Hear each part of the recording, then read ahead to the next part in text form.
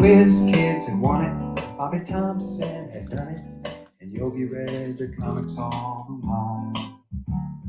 Rock and roll was being born, marijuana we would scorn. So down on the corner, the national pastime went on trial. Talking baseball, Platuski Campanella talking baseball. The man and Bobby Fella, the Scooter, the Barber, and the Duke. They knew them all from Boston to Dubuque, especially Willie, Mickey, and the Duke. Well, KC was winning. I always love hearing this song, One Robbie going out, especially in February going into March. Kiner and Midget Goodell, the Thumper and Bill Parnell. And Ike was the only one winning down in Washington. I'm talking baseball. Platuski Campanella talking baseball. The Manny Bobby Fella, the Scooter, the Barber, and the Duke. They knew them all from Boston to Dubuque, especially Willie, Mickey, and the Duke. Now my old friend, the bachelor, well, he swore he was the Oklahoma kid. And Cookie played hooky to go and see the Duke. And me, I always loved Willie Man. Those were the days, guys. Those were the days. Talking baseball here on a Sunday morning. Gotta let the song play, though. Well, now it's the 80s, and red is the greatest. If you're listening to me, you know I'm a sports fan. You know I love my baseball. Rose is at the vet. Rusty again is a Met. God, those were the days of baseball, man. Again in Washington. I'm talking baseball. Like Reggie Cleveland, we're talking baseball. Carew and Gaylord Perry, Seaver, Dog, and Schmidt, and Ryder Blue. You're not going to see players like these guys. It's no fluke. They'll be with Willie, Mickey, and the Duke. I know, like I said, I know if you like me, guys. You know when you hear this song, that means baseball season is almost upon us. That means the Super Bowl is over for all us sports fans. The only happy ones right now are Chiefs fans. I'm talking Willie, Mickey, and the Duke. Say hey, say hey, say hey.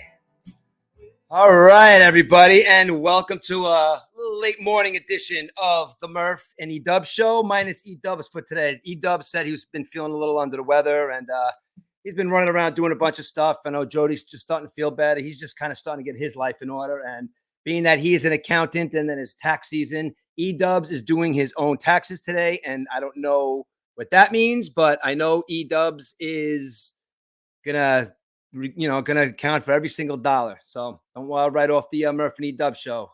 We don't make any money on this thing yet. Well, anyway, I want to talk. Listen, I know everybody, football season's over. It's done. Football season is just one of those seasons that it comes and it goes in a flash. So that being said, when you do a sports talk podcast, like, obviously, I could come on and talk whenever I want, but I think for a lot of these guys in the sports talk world, it's kind of hard for them to find something to talk about. And I guess if you've been in that sports talk world for a really long time, you don't want to revisit certain subjects. You don't want to, you just want to give out new content all the time. Well, luckily, me and E have only been doing this for a year and a half. And I want to talk about the Negro Leagues today because if you guys know me, I'm up really early. The family went out skiing today. The girls took all the boys. So my wife went with our friend Kara and the kids, and we stayed home. So I got some time on my hands before I get my honey-do list going, and I'm going to talk to you about the Negro Leagues baseball, because if you guys don't think that, if you're baseball fans and you don't think that at the end of the day, after all this stuff's been spoken about, your Jackie Robinson days, your players, your contrast players, everything that happened with Jackie Robinson and everything that happened with Jackie Robinson after, if you don't think that it was the plan to leave black baseball players out of baseball because of the fact that they were afraid that these players from this other league. And at that time, racism was at its highest. It was, the Jim Crow days. And, I think America was, starting to, really come into form. And we really started off on a real racist foot. I mean, thinking that, we're here and there's these different people here and they must be not smarter than us. They must be not, they must not be able to compete with us because, we're not going to let them play baseball with us. We're not going to let them go to jobs with us. We're not going to let them eat with us. We're not going to let them go to bathrooms with us. So we started off as a country on a wrong foot when it came to race relations. And today, everybody says it's getting better, but I don't know, man. And there's just certain things that are still going on in the world that, race relations are still very, very far from being, I guess you could say from being settled. But I'm going back to a time now where, I honestly think that if you go back then, like a lot of these baseball players, I really do think that they were left out of baseball purposely because of the fact that they would have equaled their white counterparts in the major leagues, or B, would have been better than them. I mean, there's just there's stats and signs and stories of all these great players, and the Satchel Pages, and all these players, and these guys have become like legends in that era. And me and I know E-Dubs is a fan of the Negro Leagues as well. I mean, I just wanted to touch on one specific thing, but there's so much history to be spoken about this subject. And I know E is a plethora of knowledge on that subject. So I'm just going to talk for one specific instance that I saw this morning that I guess, you always know the story, but you don't know the story. So maybe some people do, some people don't. Now, if everybody thinks I'm going to come on here, I'm going to tell you a story about Jackie Robinson. Well, the story I'm going to tell you starts with Jackie Robinson, but everybody knows about Jackie Robinson, right? Everybody also knows the fact that Jackie Robinson probably wasn't chosen by Branch Rickey just out of the blue because he was the best player in the Negro Leagues. If you listen to the stories and you listen to what was going on at that time, taking the temperature of what was going on, you could go way back to 1878. Now, I jumped back to 1878. I was going to tell you about Jackie Robinson, but there is no Jackie Robinson if it wasn't for back in 1878. Now, 1878, as we know, is everybody's got their opinions, or, not even opinions, historical facts of where the first baseball game was played. Okay, so baseball is roughly came into, around the 1860s. Let's just say my baseball fanatics and they yell at me and say, give me certain dates. I could be 10 years off, whatever. It's around the mid 1800s. But this specific thing happened in 1878. There was a baseball player by the name of Bud Fowler. Now, Bud Fowler was a black baseball player. And at the time, they're still figuring stuff out as a country because, I love the way Joe Rogan likes to put it. Joe Rogan likes to say that our country is 4 people old. And when you think about it, there's still a lot of crazy shit going on that makes a lot of dumb people. And, when he says that we're 4 people old, it really puts into perspective a lot of stuff that is still going on. So 1878, first black baseball player is allowed, I guess they say in the story, to play with white baseball players. Okay. This is 1887. Now, fast forward to 1878. Now, fast forward to 1887. Now, 1887, there's a man named Cap Anson. Now, I guess at the time, Cap Anson is, I guess they probably used this term in that day. He was, I guess you would say, the cat's meow. He was the best baseball player at the time. Everybody showed up to go see this guy play. Don't know much about him. Me and E are going to have to do a little research on him so I could talk about it. But all I know is Cap Anson made a big deal and said, you know what? I am not playing with Bud Fowler. Bud Fowler is black, I am white, and we should not be playing together.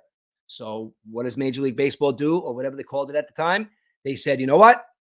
Cap Anson doesn't want to play with this guy, so no one's going to play. So the black baseball players, unfortunately, and there was many of them, had to go and find another outlet to play. So at a certain point in time, this is going on, in like the late 1800s. You got the early 1900s where, the Negro Leagues are starting to flourish now. Okay, now there's a lot of players down there that are playing well. It's like it's starting to become a big thing. People are starting to watch it. Now there's a reporter back in the day. His name was Wendell Smith. Now Wendell Smith was a black journalist who, if you wanted to know what was going on in the Negro Leagues back then, Wendell Smith was the man that would be talking about it. He gave you all the news, all the teams, who was playing well. He gave you the stats. Obviously digging at the fact that these players are playing at such a level that why is there a separation in baseball? It's like there should be, everybody should be playing together. If you look at what's going on, because there was an obvious, not separation because of talent. There was an obvious separation because of the fact that I still think that the white baseball player was afraid to let them delve in because they would have gotten either outshined or they would have seen that they were comparable baseball players to what was going on at the time. So you could thank Cap Anson for a very, very long time. As a matter of fact, almost 60 years of keeping black men out of baseball, and probably about 60 years of watching players that are just urban legends because of the fact that they had to play in the Negro Leagues. There really wasn't much press going on unless you listen to this guy, Wendell Smith. Now, a lot of stuff happened in between then. Okay, we could go into the history of what happened. We could go into this, we can go into that. Let's just say in the 1920s, the Negro Leagues are flying. They're packing out the stadiums. People are going crazy. They're seeing home runs. They're seeing a different style of baseball. They're seeing a fast style of baseball. They're seeing, bunting, stealing. They're seeing like tracking fast balls down. You go fast forward and go to the other side. You see the home runs being hit. You got your Babe Ruths. You got these guys that hitting home runs, smashing them. It's like everybody's, you got Murderers Row. You got these guys are legendary baseball players, but still, as I say, and I still think these guys are legendary baseball players. But if they had to go up against players that were comparable to their talent level in the Negro Leagues, I don't know what would have happened. Let's say they might have shined. They might not have. Let's just see what the competition would have been like. Maybe it might have left other players out that were almost as good, but maybe weren't. But needless to say, history. Bad things happen in history. Good things happen in history. At the end of the day, history is a learning experiment, a learning, whatever. You learn a lot from history, whether it be good or bad. Like I said, the whole statue thing. I could go into the whole thing with people tearing down statues. Why are you tearing down statues? What do you want to erase stuff that existed? We sucked a long time ago as a country. We did. It just what it is. It is what it is. Now, I don't think that if you're somebody of a different persuasion who had a rough time a long time ago, I don't think that there should be any statues taken down as a representation of that, because we should look at that as Americans and be ashamed about us, what we did back then. Whereas don't erase it. Know that we came from a place, and let's go back to what Joe Rogan says, 4 people old, 1776. That's not a lot of time. There's a lot of dumb rules that were made. There was a lot of dumb mistakes. There was a lot of stuff that was done back then that a lot of people probably look back on and were embarrassed of. Maybe some of the people that didn't look back on embarrassed. KKK was really bad back then. Do all of those guys think that they were wrong? I would hope so, but you never know. So this is a time when the race relations were really bad. There was no, it was really, there was bathrooms. These guys, they couldn't just intermingle with white people. Okay. And this isn't even, I'm going to talk about this is just the 1920s. Okay. So we're going to go into the history of all that and all that stuff that happened. But let's go fast forward to 1942. Now, 1942 is a year. We all know what happened in the 40s. World Wars. We had a lot of baseball players go away. DiMaggio, Ted Williams. You name your favorite baseball player from your favorite team. Maybe somebody had to take some time off. As a matter of fact, I think Ted Williams did 2 tours. Okay, so now let's fast forward now and go to 1942, where you got this guy Wendell Smith again. And this guy again, he's speaking out about he wants everybody to integrate. He wants the baseball. He wants black players and white players to play together, because you look at what you're missing here. You got all these great players. So they get together and they have a conversation. Now, in comes Jackie Robinson. Jackie Robinson is a great player. He's a good player. I mean, if you look at the legends, if you look at the documentaries, you look at the stories. I wouldn't be able to rank them 1 to 20, 1 to 10, whatever it may be. But I'm assuming that there were better players in the Negro Leagues at that time. Not to take anything away from Jackie Robinson, because he changed baseball, stealing home and all that stuff. Okay. But I think what they came to terms with, they said that Jackie Robinson was probably one of the most resilient, maybe. Or maybe he could take what was going to be said to him. Now, I'm watching this documentary this morning, and this documentary is talking about, and this is bad. I mean, if we know our history, it was bad. They would hear the N-word all the time. And I could not even explain from my perspective of how that must have felt, or how that would have went down back then, or how to be singled out and yelled and screamed at and called all sorts of names because of the color of my skin. I mean, back then, come on, man. I mean, today, again, still to this day, we still have those problems, but that's neither here nor there. But it was because they had different color skin. Now, I went to a point where a lot of these coaches in the Major League Baseball literally thought that these guys couldn't play because they literally weren't smart enough. They didn't have enough education. They were trying anything just to keep these players out of baseball. Again, Branch Rickey, Wendell Smith, these two came up with the name Jackie Robinson. Okay, so Jackie Robinson comes into baseball in 1947. Now, we all know the story of Jackie Robinson, what he went through, what he did. He endured a lot of stuff. Philadelphia, that must have been a hell of a place to go for a guy like Jackie Robinson in the late 40s and the early 50s. I mean, I couldn't even imagine the heinous shit that was said to them back then. But you know what, though? I guess Branch Rickey and Wendell Smith were right. He endured to a point. Now, every man, if you listen to the Shooting the Breeze podcast, if you listen to me talk, every man has a breaking point. Every man has that point where they've just had enough.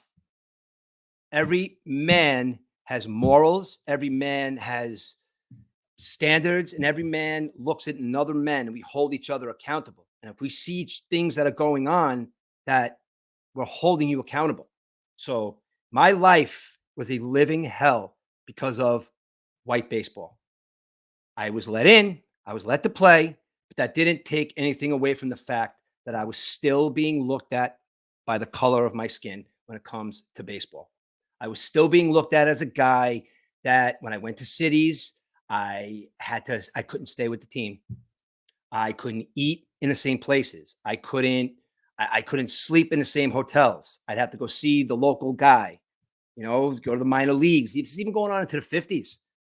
I'm going to tell you a story about where that broke. And that took up until 1960, I'm pretty sure. I'm going to look at my notes until that stigma was kind of stigma wasn't broken, but one team kind of broke the whole, it's a camaraderie thing with baseball. And I'm going to tell you about that, like I said, in a second. But he endured so much as being that first Black person to play baseball. Now, 1955, he comes to a point where he's getting a little ornery. Starting to piss him off. He's starting to hear that word over and over and over again. He's starting to get death threats. Not starting. He's had death threats his whole life. He's had, threats on his family. And this is all because a Black guy wanted to play baseball. Now, if you think that this back then was just about baseball, again, I'm just going to say it again. You're not paying attention, because this is what was going on. This was the temperature of America at that time. A lot of people have grown from then. Some have not grown from them. And it still embarrasses me to this day what people have not grown from that. But he starts to be known as a guy that's to be a troublemaker. He starts to be known as a guy who's going to speak his mind. He starts to be known as a guy that's just pissed off that he can't go to the bathroom in the same bathroom as his teammates. Look, they're winning games. They're kicking ass. Most of those games, Jackie Robinson is the best player on the field. Guy stealing home. I know I keep talking about that, but stealing home is something that they were doing like crazy in the Negro Leagues. So there's a different form of baseball. And maybe, like I said, you could go to this time when somebody says this rule is changing. And all the old time baseball players are like, I'm not changing any rules, but they change. But again, this is not a long period of time when you think about the perspective of the time period that I am talking about when it comes to this. So now, I just got distracted for a second. Okay, so now the time period that I'm talking about, I'm still talking about Jackie Robinson. Now, Jackie Robinson had his ordeal. Now, the documentary that I watched this morning was about Curt Flood. It was about Curt Flood, Bob Gibson, and my man, Frank White. Okay, was it Frank White? Let me go back to my Frank White. Why do I call him Frank White? I'm thinking of that movie, Bill White. Now, 1955. 1955 was a time. Now, I'm going to say something right now, and you're going to be like, this happened in like the 1800s, or this happened in like 1900. 1955. Rosa Parks says, I am not sitting in the back of the bus. Made songs about it. She's a legend. She's a hero. But at the time, she wasn't a hero. Montgomery, Alabama. People went down there. They spoke. Martin Luther King was arrested. Now, think for a second. Think about this time frame for a second. Rosa Parks was arrested for sitting in the back of the bus 70 years ago. 70 years ago. Just let that resonate for a second. 1956. Jackie Robinson was traded to the Giants. He's no longer. He's more of a burden to the team. Why is he still spouting off the mouth about what's going on? He's causing problems. Just trade him. Jackie Robinson says, you know what? I don't want to be traded. He's going to quit baseball. He left baseball, as they say, I don't know how true it was, as the most hated man in baseball. Why? Because he wanted to stay in the same hotel? Because he wanted to drink from the same fountain? Because he wanted to be looked at as a human being like other people? This is why he becomes an activist in 1956. To this day, guys, we still have that racial divide in this country that for some reason can't get over it. Now, 1956, okay? I mean, there's players that you could think of, you could talk about. You could talk about Frank White, you could talk about Ernie Banks. You could talk about all sorts of players. But these guys that were talked about this morning was Bob Gibson, Curt Flood, and Bill White. Let me say these names again. If you're a baseball fan, if you're a fan of the Murph and E-Dub show, there's one guy on this list that I had the utmost respect for. It's a baseball player, as a human being now. I mean, I've seen documentaries on. Bob Gibson is one of the greatest pitchers to ever pitch. I'm going to say it again. One of the greatest pitchers ever to pitch. Won game 7s for his team. Beat the Yankees when they were a team where we're not going to look at this kind of baseball. We're going to look at this fast baseball. Oh, Brock stealing bases? Jesus Christ. But anyway, this is the kind of baseball that they're seeing now. Bob Gibson is one of the greatest baseball players to ever pick up a baseball. It was his. The inside of the plate was his, and it didn't matter who you were. And you know where that comes from? It comes from all the hate that these guys were still enduring. Now, all that hate did not stop at Jackie Robinson. It didn't, guys.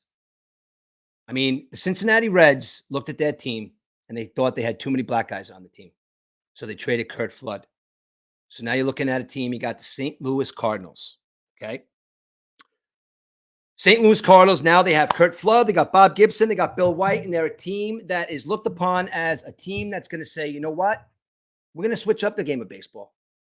But unbeknownst to them, they have I guess you call him a coach that didn't feel the same way as maybe Branch Rickey felt, or maybe other players that thought that black baseball players are going to be competitive in the league.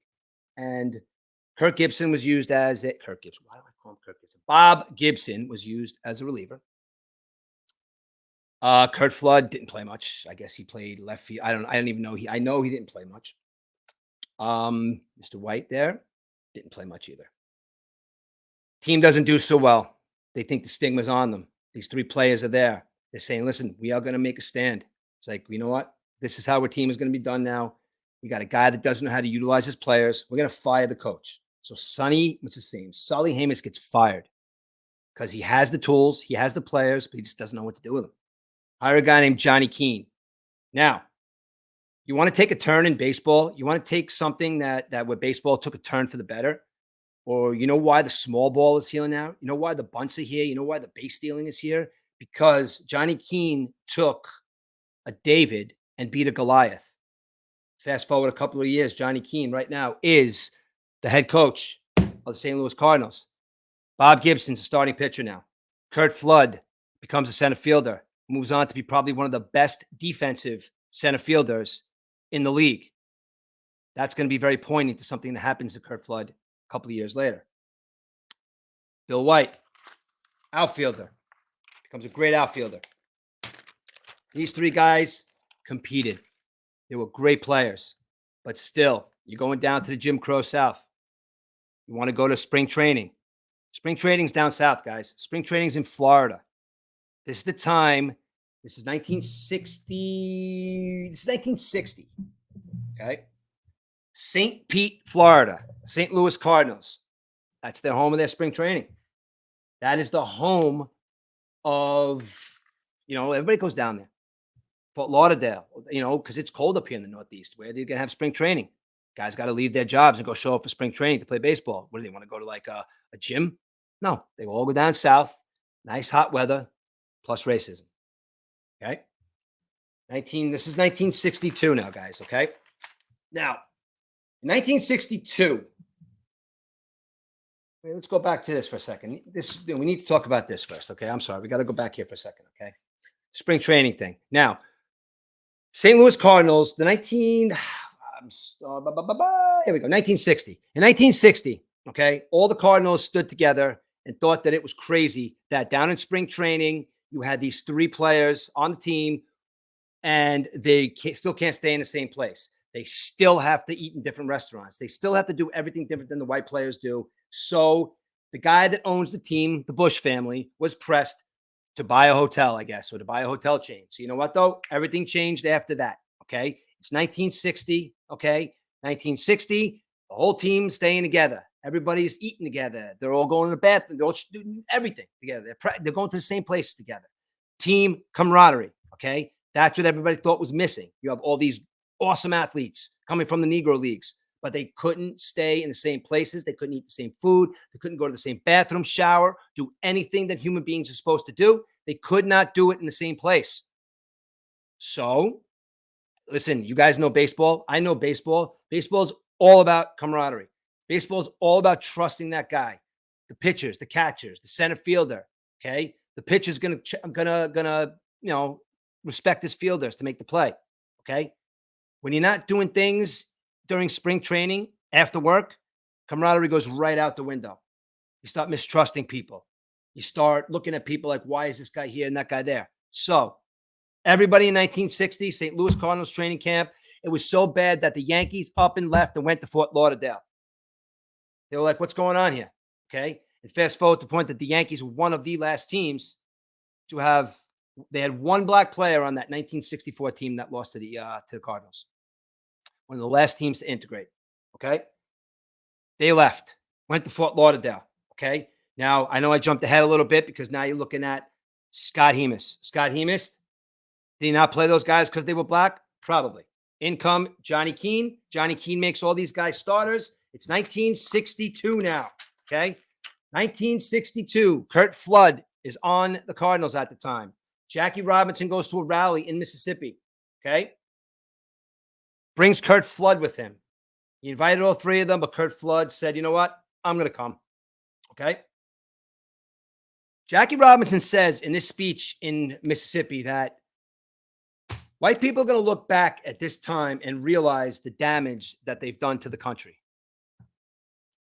Now, he's probably right. Where this started, that we have to look at each other as a different color or whatever, started somewhere. Started a long time ago. And it's like one of these things. It's like one of the snowball effect. I don't know. You guys know how I feel about things. I think that me personally, I've grown as a human being 50 years of my life. Okay. I see empathy. I see sympathy. I see things in different ways in my life now that I'm older. Okay. Shit was messed up in this country. It was fucked up. Okay. And you can't pinpoint it. Everybody could say it went wrong here. Everybody could say it went wrong there. But I think when people just started looking at each other, no matter what it may be, black or white, different, Spanish, different, American Indians, Native Americans, difference is we look at stuff that we could see as different. We don't look at we can't see what's inside of somebody. So inside of somebody is blood. What we can see is the color. And a lot of us are scared of color. A lot of us are scared of change. A lot of us are scared that there's more people in a pool that might be more successful than us. And that could go both ways. That could go making it easier for one side and harder for another. But all this is because of whatever happened years and years and years ago. And somebody looked at another person and said, you're different. So I have to come after you and I have to hate you. Now, go back to the Bible. You know, I'm not a religion guy. I had one of my biggest arguments with somebody when I told them that my opinion about Jesus, if he really existed, that Jesus was black. He was of dark tone, dark skin. Okay. Again, people have religious arguments with this because color of the skin. Now, I'm not going to try and figure out racial relations in one day. I really did think that this story that I'm about to tell you now needs to be told. And I needed to preface it by talking about Jackie Robinson. And I needed to preface it by talking about Bud Fowler. I need to preface it by talking about Branch Rickey, Wendell Smith, and all these other guys that had very, very strong hand in making baseball the game it is today. Now, 1964, okay, Lou Brock comes to the league, okay? Now, this Cardinals team they're on the verge, man. They're playing better. They're a team that they're playing different baseball than everybody's used to. You have your New York Yankees on the other side, tearing it up in the American League, hitting home runs, bang, bang. You got Kurt Flood chasing down fly balls, bunting the ball. You got Lou Brock stealing. Bob Gibson pitching complete game shutouts. It's striking out 17 players in playoff games. I mean, the guy is amazing. Bob Gibson just taking everything. Now, when I tell you three different perspectives, okay? Three different perspectives. Kurt Flood, I'm going to go the route of, I'm going to let everybody know how angry I am about this, which is the way to go. Bob Gibson took all of that. Bob Gibson took that. He put it in his heart. He left it there. And as soon as he grabbed that baseball, he looked at that field and says, none of you motherfuckers think I'm supposed to be here. And he went out there and became one of the most dominating players to ever pick up a baseball. He said one time in an interview that if somebody looked at me on the pitcher's mound and pointed to center field or wherever or whatever, maybe it's a myth, maybe it's not, whatever Babe Ruth did, he said, I would throw the ball and hit him right square in the head. Babe Ruth would have never done that to Bob Gibson. Okay. Now, that's what he brought to it. Bill White brought a lot of other things. Okay. He became one of the first black executives. Okay. He became an activist too in his own mind. Hold on. I gotta answer a text here. The stuff that he has done in his life was amazing. He also became the first black broadcaster. Now, Yankee fans, you remember that. Now, Yankees were one of the last teams to integrate. First to hire Bill White as an announcer. Okay. Now, this 1964 Cardinals team. Okay. Now they were not doing too well in the first part of the season. Okay. Now let's go. Okay. 1964 Cardinals. Okay. They're not doing so good. They have a resurgence because everybody is playing hard. Tim McCarver is behind the plate catching Bob Gibson. We always forget about Tim McCarver, announcer for the Mets. Old timers know him as amazing catcher. Was able to catch Bob Gibson. Was able to take all the slurs and all the cursing and all the I'm going to kill you from Bob Gibson. And they had a great relationship. This team was ready to rock and roll. This team had a resurgence in 1964. And you know where they went? To the World Series. You know who they went against? The New York Yankees. The Mickey Mantle New York Yankees. We all know what happened there, guys. But I want to explain it in my terms. Okay? The Yankees were supposed to murder these guys. Mickey Mantle. Come on, guys. I'm a Mets fan, and I know Mickey Mantle was one of the greatest home run hitters ever to pick a baseball bat. This guy was incredible. Okay? 1964.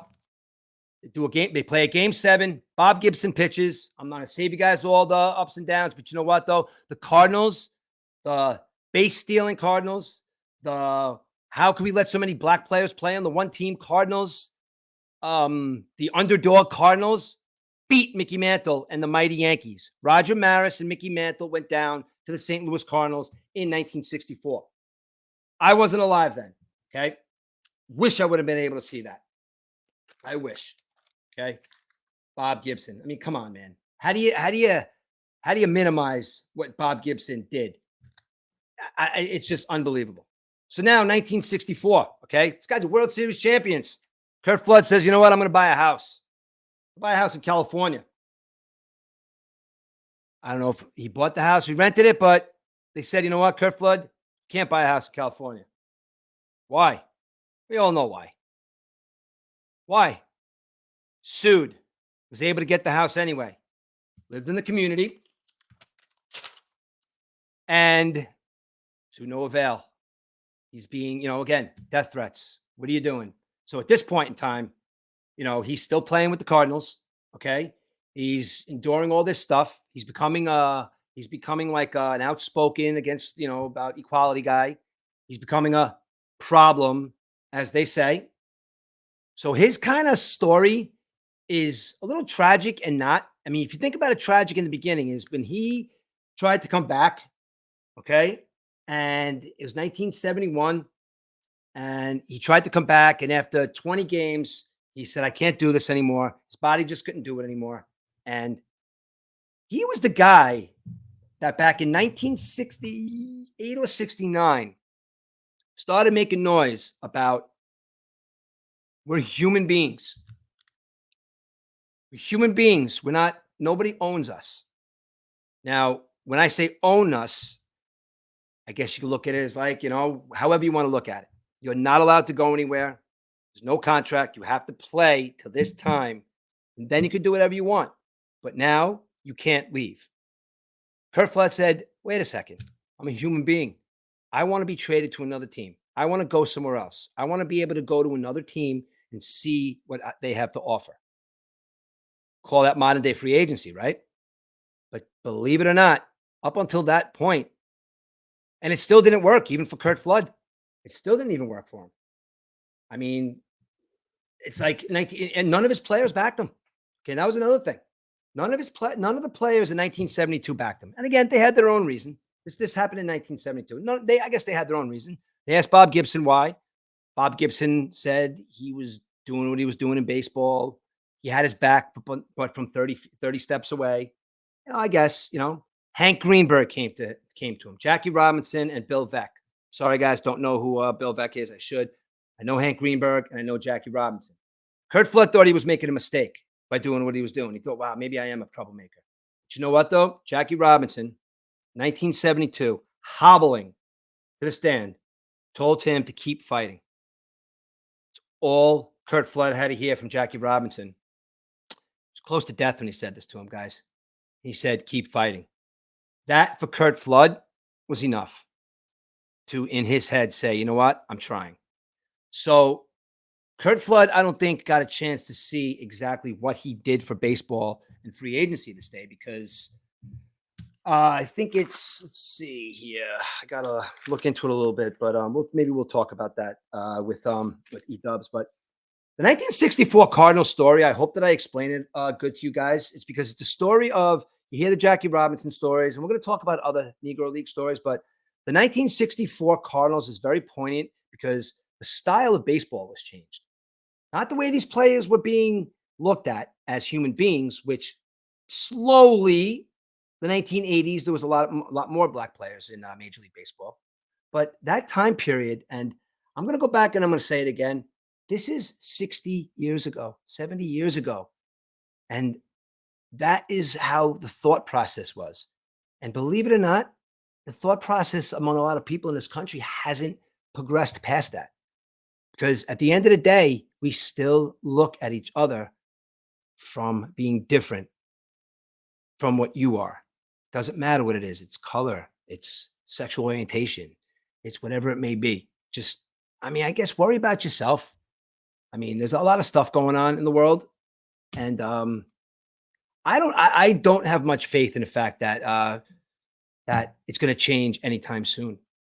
Because as racism is inherent in some people on one side, the fight against racism or the fight against equality or the fight for equality, I think has become harder because the people on the left are pushing an agenda that is so far out of whack. And the right is coming back with answers that are so far against the left that everybody's like, I can't believe you just said that. I can't believe you just said that. When at the end of the day, there's no discussion about what really can talk, what real points can happen, what real dialogue and optics can look like if everybody would have just shake your hand and say, "What's up, dude?" And not if you not like somebody, say, "Oh, he doesn't like him just because he's a white guy." Oh no, he doesn't like him just because he's black. Or he doesn't like him just because he's a homophobe. Or he doesn't like him because he's Spanish. No, there's a lot of people in this world, me included, that like a lot of people, dislike some people. And my dislike for people is because I shook their hand, I looked at them, and you know what? I don't like this person. Nothing else because of the fact that I had a conversation, whatever it may be. But never you're gonna look at somebody and judge person because he's purple and I'm green, and he must be not think like me. So there's so many stories like this in major leagues. There's so many stories like this in the NFL. There's so many stories like this in hockey. There's so many stories like this in life itself. We have to start talking to each other, guys. We have to start realizing that as much as the government, as much as everybody in this world wants to say we're different, we're not as different as everybody makes us out to be. We just look at people who tell us that we're different. And it's up to you to make that decision whether our differences are going to make sense or our differences are not going to make sense. But I think where we are right now, the temperature of this is, I don't know. I guess we're trying, but it's not in a good place right now. So I want to tell you that story. I also want to tell you a story about the number 42. And this is going to be quick, and this is where I'm going to end. Now, I don't know if anybody knows, but in 1997, two guys, Bud Selig ultimately had the final say in this. Bud Selig said nobody else is going to wear the number 42 in baseball. Gotta. Jackie Robinson, he did great stuff. I know I've said, I mean, if you'd play in a drinking game right now and every time Murph says Jackie Robinson, you take a drink, you guys will be hammered right now. So I know I said his name a lot. Number 42 was retired from baseball for good in 1997. 2007, April 15th, Ken Griffey Jr. It's a 50-year anniversary of Jackie Robinson playing his first game in the major leagues. I'm sorry, not in the major leagues, because back then, baseball, MLB, whatever you want to call it. Ken Griffey Jr. says, I want to wear the number 42. At this point, during that game, it was retired. It was this day, the number was retired for life, and it was also asked by Ken Griffey Jr. if he can wear it, and they'd make an exception on that day. So on the day that the number was retired for life, Ken Griffey Jr. asked to wear that number. And you know what? He did. Next year, a couple more black players wear the number 42 as a tribute. Okay. It's not only until 2009 where everybody in Major League Baseball put the number 42 on to remember not only Jackie Robinson, but to remember a place where Mookie Betts and Mike Trout were not even allowed to stay in the same hotel room. Think about that, guys. All right, this is Murph from the Murph and E-Dub Show. I hope you liked our quick little talk about the Negro Leagues, and me and E-Dubs will be back real soon. And I'm also trying to get Josh on real soon too. So enjoy your Sunday, guys. And I got a list of stuff I got to do now. So I'm going to post this and I'm going to be on my way. Thanks a lot for listening to me, guys. And I'll talk to you soon. Later.